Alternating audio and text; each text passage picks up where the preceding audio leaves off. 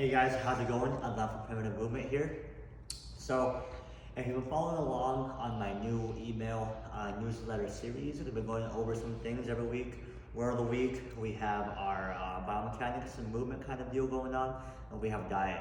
So, I'm trying to get everything all the information that I know to you guys. That way I can help you guys out, as much as possible. My whole goal, like I said, with my brand, is to just pump out information, help as many people as I can. That's what we're doing today. Today we're going to go ahead and continue the conversation from last Wednesday, which is dealing with our subject here, Nancy, our client. We're going to go over diet. I threw a lot of numbers in that email, and I want to make sense of our formula and make sense of our process, and relating it to you guys, most importantly, to make sure you get the most bang for your buck when you're trying to lose weight or build muscle, right? Whatever the case is, whatever your goal is, this will apply to you in some way. Just learning how macros work, how calories work, and how to make them work for you most importantly. So, last week we spoke about Nancy, right? Go ahead and come closer to the board here. We're going over a few variables that are very important. Things about her lifestyle, her activity level, that are going to come into play over here on this board. But for now, let's look over just like some baseline steps. So Nancy, what we know about her, this is about 30 years old, right? It's a relatively sedentary lifestyle. I put here 12.5 hours a day sitting. What I mean by that is she has a desk job, right? So she's probably sitting maybe 8-9 hours a day just at her work alone, not including travel time to and from. Maybe half hour, 45 minutes to get to and from work. And you're looking at like time at home, sitting down, relaxing after a long day of work, whatever the case, right? So a whole lot of sitting down, including, resting while you're sleeping and stuff like that. So not a lot of movement during her day. So we know she's not burning that many calories while she's at work or in between. So that's gonna come into play over here on the board. We know she's been inactive or inconsistent with her training and diet for the last 9 years. So with that being said, we're gonna know that her metabolism is probably pretty slow. Doesn't really work very well. I call it the metabolic pump. The metabolic pump isn't working for her. It's not burning calories for her, and it's not helping her get the results she wants, right? So our goal is to fix that. With that being said, we're looking at like things like fast food, candy, high sugar beverages and desserts, stuff like that being, relatively, high in prominence of her eating, week to week. She has no sports background, meaning she wasn't really active growing up, right? That also goes into effect of the metabolic pump, her metabolic rate being real low. And she has 0 injuries, so which is good. Trying to keep the variables as simple as possible right now. With no injuries, it's going to help us as far as the training is concerned, right? So overall, she's 188 pounds. She's 5'3". Our breakdown right now, I believe we put that she is 40% body fat, right? Our goal is to decrease that number, 40% body fat. And that gives us a breakdown of 75 pounds of fat mass and 112 pounds of lean body mass. Lean body mass is not just muscle, guys. I want to reiterate, it's muscle, bone, blood, connective tissue, all that other stuff that does not account for fat mass goes into the category of lean body mass. So 75 of those pounds, of those 180 pounds, are accounting for 40% of her overall body weight. So with that being said, our goal is to drop 45 pounds, right? We're gonna make that happen for Nancy. We're gonna drop 14% body fat. Our goal is to go from 40 to 26% body fat. And most importantly, how we do that is through a couple formulas. I'm gonna go ahead and outline an easy formula for you guys to follow today over here on this board. There's a lot of kind of variables that, a trainer or a coach or any kind of doctor or health professional or dietitian would take into concern when choosing the best kind of macro following or calorie following for you. What we're gonna look at is the most basic, right? So the most basic equation, the easiest one to follow. It'll help you get results as well, so I hope you guys follow it along. But when we have the same numbers up here, she's 188 pounds, 75 pounds of those 188 are fat mass, right? 112 are lean body mass. So our goal is to figure out how much she's burning first off, right? So if I'm Nancy, I'm roughly about 30 years old, I haven't activated in about a decade. I'm maybe in and out of the gym a couple times every 2-3 months, right? So I'm very inconsistent, which is kind of the average person in our community, right? Diet is pretty lousy, right? And we're not really focusing on anything else as far as getting proper rest or getting into the gym, right? So with that being said, if I have to go, how much am I burning daily if I'm Nancy? I'm gonna go ahead and multiply this number by 15, right? The reason why we do 15 is it's a good baseline number to start out, right? And it's gonna give us roughly about the amount of calories we should be eating each day to maintain our weight, right? But we're talking about maintaining the 188 pounds, right? We don't want to maintain the 188 pounds, right? And then we draw that from our lean body mass, but how we draw it again, through kind of not an arbitrary number, but a number that kind of gives us an amount of calories that probably most people who are overweight are kind of eating to maintain their weight, right?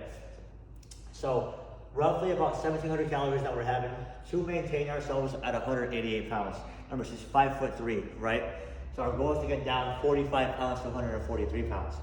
So from here, something very important, a little tidbit of information, a golden nugget that I always tell my clients is an easy way to lose a pound a week, so 4 pounds a month without even stepping into the gym.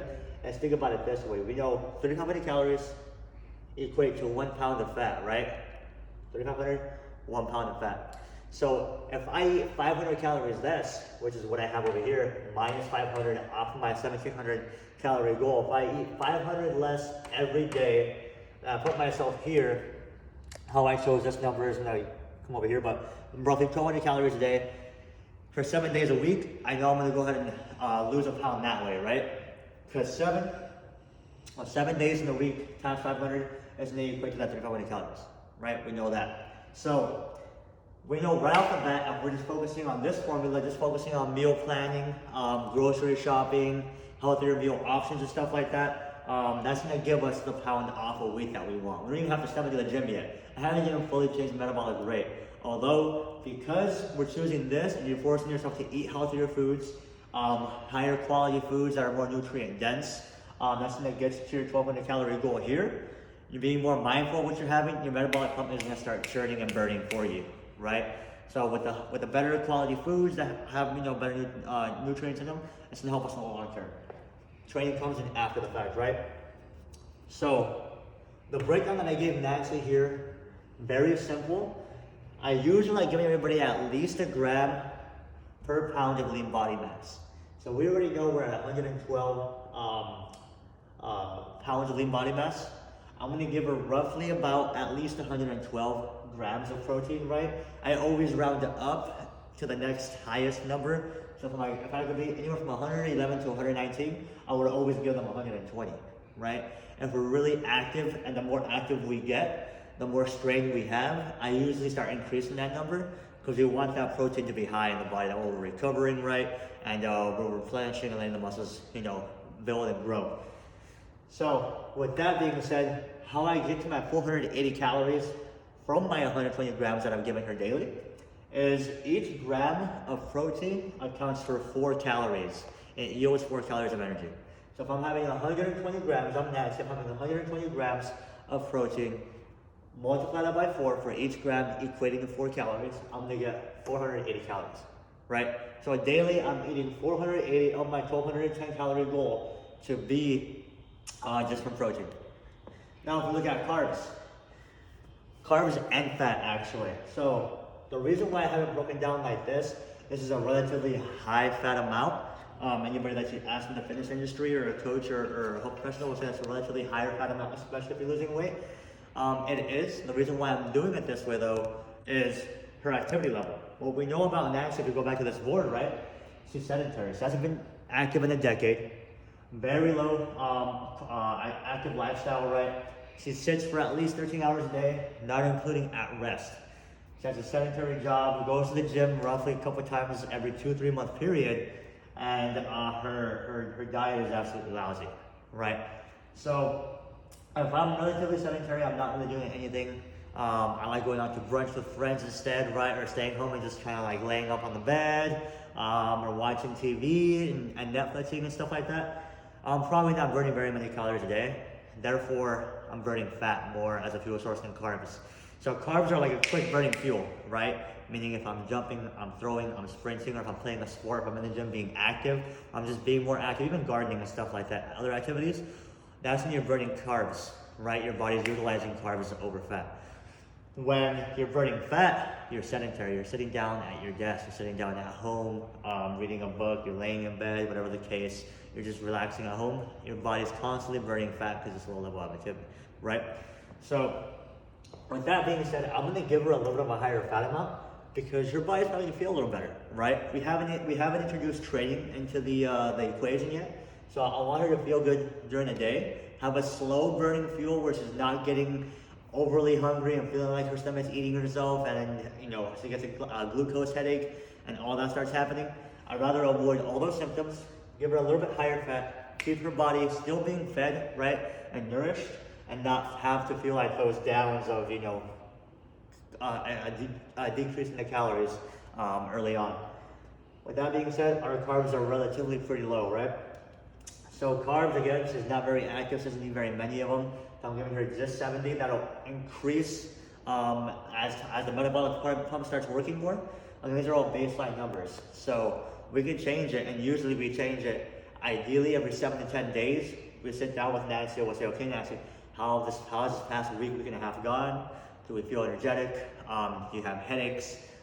Do you feel like not able to make it through your day without feeling like you're, you know, fatigued and stuff like that? We look at all those factors. If you have, you know, a health professional that's helping you out on the way, if they're not looking at all those factors, that's a bad sign. But usually, if you're dealing with somebody who knows what they're talking about, you look at all those factors to see, okay, what can we do for Nancy? Do we have to either increase roughly 150 calories, or do I have to decrease 150 calories, right? If Nancy's, if we're looking at a trend of her gaining weight, gaining body fat, right? So if she's gaining any of these, if she's gaining body fat, gaining weight, then what we're doing is we know that the calories are still too high. Meaning I have to drop 150 calories on the mix of these two. I want to keep the ratio the same, but I want to drop a mix of these two, right? If she's losing weight at a rapid rate, or she's feeling very fatigued and she can't make it through her day, I'll probably bump her up 150 calories because she's still going to see results, right? She's still losing the weight. If we keep them drastically low for too long, what tends to happen is they go hypoglycemic. You lose a lot of carbs from your liver, and you basically, your brain isn't nourished enough to make it through, you know, anything at that point, or your muscles. They want to make sure we're avoiding those things. Make sure every 7 to 10 days you're reassessing whether you make a huge change to your diet, and you're making changes accordingly. If you're seeing results at a consistent rate of about a pound a week, you're good, nothing to change, right? So that's how we keep our carbs low. She's not very active. So carbs work the same as your protein, meaning each gram of carbs is going to give you 4 calories, right? So I'm going to do the same exact multiplication, right? 70 times 4 is going to give you 280 calories here, right? So we know out of your 1,200 calorie goal, 280 are carbs. Now we do the same exact multiplication for fat. We're looking at 50 grams, but now it's different with fat. When you look at the back of a label of a food, and it says maybe 10 grams of protein, 10 grams of carbs, and it has 7 grams of fat, you can say, oh, maybe it's lower in fat than everything else, right? Which in gram amount, you're right. But each gram yields 9 calories, right? So even though it has 10 grams of carbs, it's gonna be 40 calories. If it has 7 grams of fat times 9, that's 63 calories you're looking at from just fat. So it's higher in fat, actually. So look out for that. 50 times 9, we're looking at 450 calories. As you can see here, here's a good example as to what's happening. You have damn near twice the amount of calories in fat as you do in carbs, but the numbers over here are lower in fat than in carbs, right? For this reason right here, you get more calories from fat, from a gram of fat, which isn't a bad thing if you're looking at healthy fats, right? So we're going here. The reason why I come at 1,210 calories, even though I'm trying to subtract 500, right, it should come out to 1,200, which you're right, but I want nice round numbers, because I give my clients ground mountain goals, right? So if I gotta give somebody 112 grams of protein, 68 grams of carbs, and, you know, 43 grams of fat per se, it's gonna be harder for them to track. I'm not gonna remember those numbers, they're gonna get lazy, and it's gonna seem like it's a lot more challenging than what it is, right? So if I give them nice round numbers like this, it's easy, 120, 70, 50, I can remember that off the top of my head, right? And I can focus on knowing that if I hit those numbers, my calories are in the range they have to be in, and I'm only seeing a 10 calorie difference, which is nothing, right? We're still see some amazing results. We're still following this formula, 10 calories will not sabotage us at all, right? Because we're still, you know, low from what we were having before. But this is where we get all our information from. This is where this stuff comes in. Again, we have to know our baseline where the individual is starting from, right? They have to know what's going on, what their past history is like with training, being active, injuries, any medical history, stuff like that. That's why all these questions are important because you have to base it off a metabolic rate and a formula. Again, very easy formula to follow here. It's one of the most basic, one of the most used because it's so easy to follow. It's usually what we, give like our intro to clients and they want to do it on their own. Kind of, the easiest formula to follow. There's other ones where we multiply a different number by 11, and the 11 will either go up or down. You change the variable there to either a higher or lower number based off what the coach or the trainer believes the metabolic rate is at the time. But that requires more information, more knowledge. This is the most basic one to follow on your own.